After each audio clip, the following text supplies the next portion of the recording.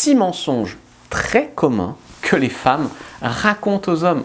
En fait, toutes les femmes, je pense, toutes les femmes de ta vie t'ont déjà menti. Je ne sais pas si on ne pourrait pas faire une intro comme ça. Je pense qu'il y a sûrement toutes les femmes, en fait, quasiment dans ta vie, t'ont déjà menti sur des trucs. Et la plupart du temps, tu ne t'en es pas aperçu. Soit tu n'as pas voulu le voir, soit tu n'as pas voulu le croire, soit c'était bien confortable de croire le mensonge, soit tu es d'une naïveté absolue, comme je pense pas mal de mecs qui peuvent l'être. Donc, ne perdez pas de temps avec des femmes qui commencent à vous mentir explicitement sur des choses importantes.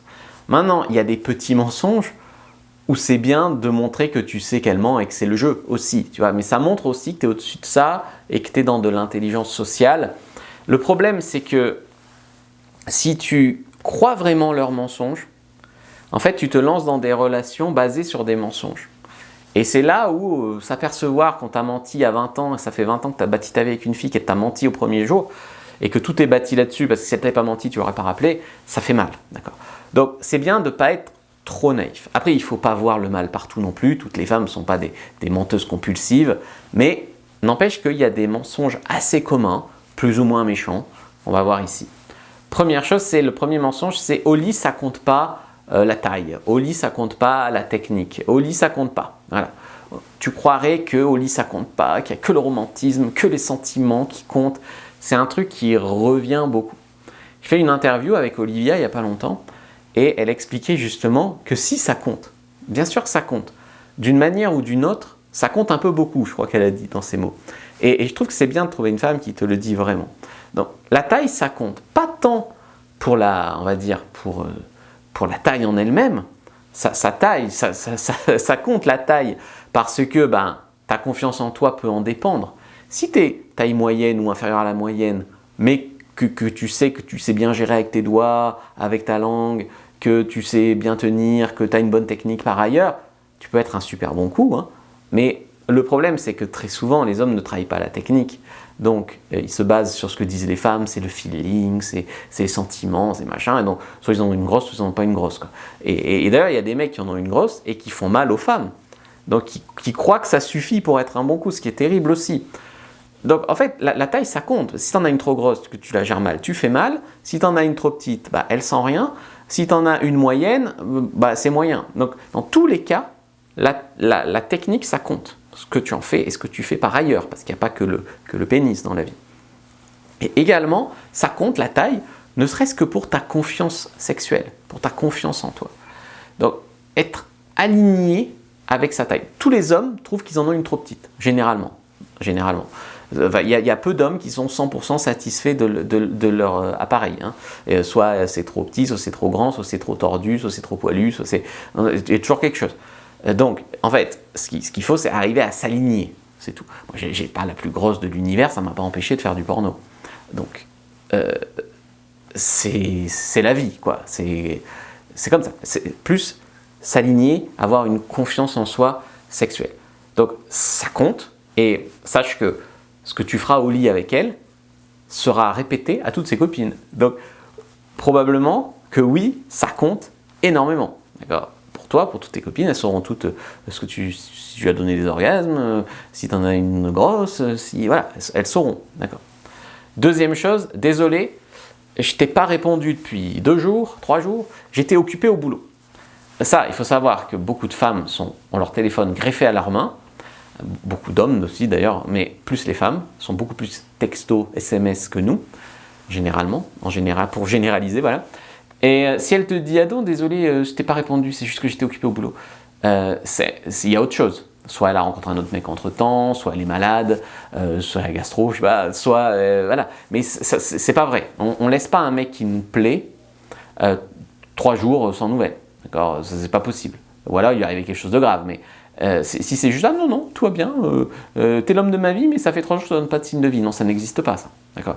Donc ça, c'est des excuses pour être gentil. Et encore une fois, beaucoup d'hommes « Ah bon, c'est bon, alors maintenant ça va mieux, alors on peut se reparler ». Comme par hasard, il y a un silence radio. Parce que c'était pas la vraie raison, d'accord, du silence.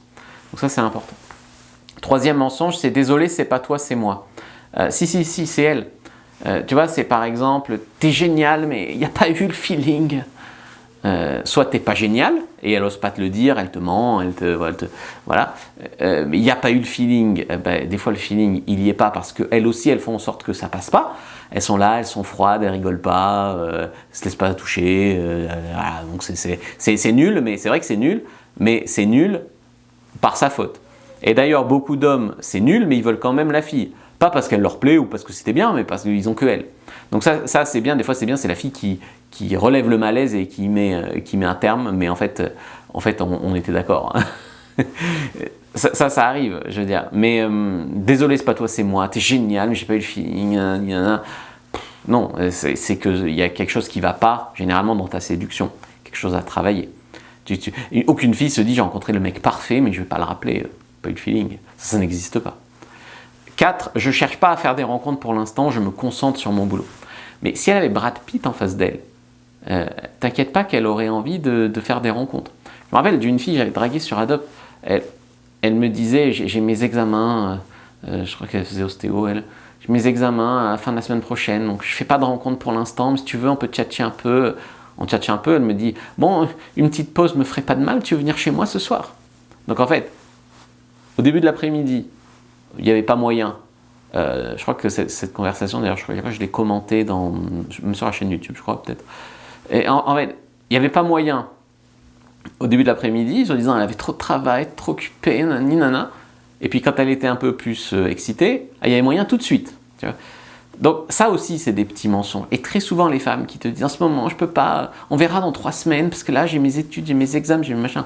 Généralement, c'est jamais quoi qu'on se voit. Voilà, c'est jamais.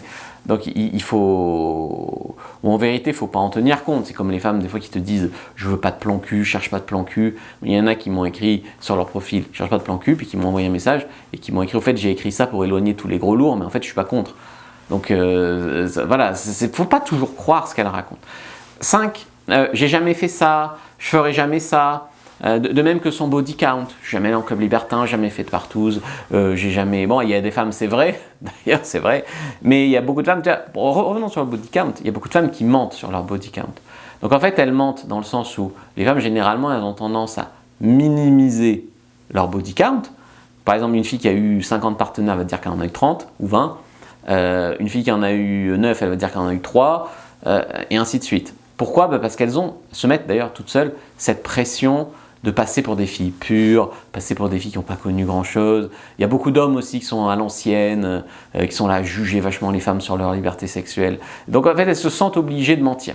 Donc voilà, si une femme plutôt te dit son body count, ça ne sert à rien de le croire sur parole. Franchement, ça sert vraiment à rien. D'ailleurs, les hommes ont la pression inverse. Il y en a beaucoup qui rajoutent, qui inventent des partenaires, qui en rajoutent des trucs. Donc ça, c'est également la pression sociale qui s'applique, où ils ont tous besoin soit de se prouver que c'est des séducteurs, soit je sais pas quoi, mais en fait, dès que la femme va les tester, d'ailleurs, allez voir ma précédente vidéo sur les tests, la femme va les tester, elles vont voir qu'en fait, ils n'ont pas de l'expérience qu'ils racontent qu'ils ont. Et donc, ils vont griller, et donc il y aura il y aura une incohérence, et donc ils auront échoué le test, par exemple. Et voilà. Donc sur son body count, elle peut beaucoup mentir. 6. On couchera pas ensemble ce soir. Alors ça, c'est une des phrases, on comprend pas pourquoi une femme dit ça. Toi, tu fais rien, genre t'en parles pas vraiment, t'es juste là. D'un coup, tu te prends on couchera pas ensemble ce soir. Mais c'est elle qui y pense en fait. Alors pourquoi une femme dit ça? Elle dit ça pas parce qu'elle veut coucher avec toi ce soir. D'ailleurs, c'est pas faux. Elle dit peut-être vrai, on couchera peut-être vraiment pas ensemble ce soir. Mais déjà, ça sera probablement par sa faute. Et ensuite, ça sera probablement aussi parce que une femme qui se sent obligée de dire ça, c'est quoi? C'est une femme qui ressent une pression. Je ne veux pas passer pour une fille facile, tu vois. Donc, elle se sent obligée de dire ça. Donc, elle pense que c'est quelque chose qui lui fera marquer des points à tes yeux. Elle ne veut pas avoir l'air facile. Mais le fait qu'elle en parle, en fait, ça veut dire qu'elle y a pensé. Okay. Je vous ai mis en bonus un septième mensonge que beaucoup de femmes perpétuent. D'ailleurs, je sais qu'il y a des hommes qui sont friands des conseils féminins sur YouTube de séduction. Il y en a beaucoup qui me tombent sur moi, ils me disent c'est par la chaîne de ton ex, etc.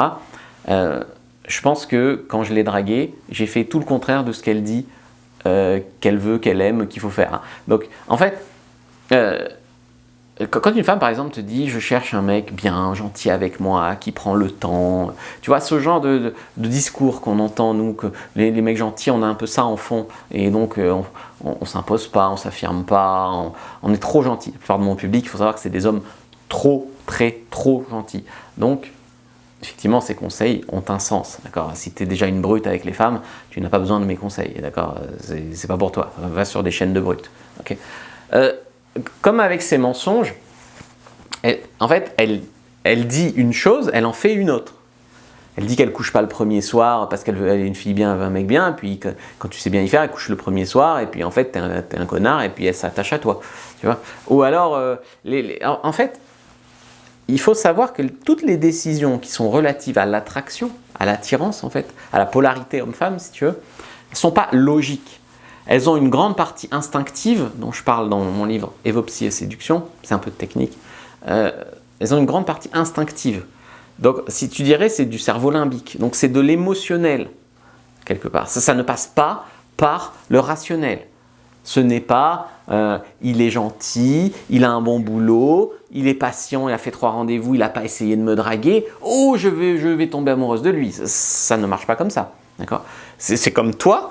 D'ailleurs, quand tu vois une femme, tu te dis pas elle a un bon job, elle est marrante, elle est intelligente, ah je dois coucher avec elle. Non, tu te dis est-ce qu'elle est bonne ou pas. Voilà, c'est instinctif, d'accord. Et c'est pas des critères logiques, encore une fois, l'attraction, ni pour les hommes ni pour les femmes. Alors, c'est pas les mêmes critères. Beaucoup d'hommes font l'erreur d'aller voir leurs critères à eux. Donc eux, ils sont attirés principalement par le physique d'une femme, et penser que la femme est attirée par le physique d'un homme en premier lieu. C'est vraiment, on va dire, s'il y a 10 critères d'attirance, c'est en queue de peloton. Je ne dis pas que ça compte pas, physique, mais c'est en queue de peloton, c'est l'attitude bien avant. Et également, les hommes projettent leurs fantasmes sur la femme. Eux-mêmes voudraient être riches, blindés de fric, etc. Donc ils pensent que toutes les femmes ne pensent qu'à l'argent, par exemple. Mais c'est eux qui pensent qu'à l'argent, en vérité. Donc, si tu enlèves ça, cette partie fantasme, cette partie projection, en vérité, c'est instinctif. Mais il faut connaître les leviers, si tu veux, qui font actionner inconsciemment l'attraction chez les femmes. D'accord. C'est pas la taille, l'argent, la taille un peu. Je dois dire la taille un peu. C'est un peu de la dominance, la taille, un petit peu. Mais bon, moi je suis pas grand et ça m'a pas empêché d'avoir plus de 400 nanas. Donc en fait, tu peux trouver autre chose. Tu peux pas compenser, mais tu vas avoir d'autres stratégies. Si tu fais 1m90, clairement, va dans ce sens-là. Mais si tu es plutôt moyen ou petit, il y a d'autres façons en fait de générer beaucoup d'attirance chez une femme. Voilà. Donc c'est ça que je voulais dire. Donc, je vous ai fait une fiche sur alors le mâle alpha, c'est un peu galvaudé, les 10 critères d'attirance qui attirent une femme. Donc les 10, on va dire les 10 leviers d'attraction. Premier lien dans la description de la vidéo, lien en commentaire épinglé. Prenez-la et si vous me regardez sur TikTok ou Insta, allez sur le lien, le compte du bio et abonnez-vous à Newsletter.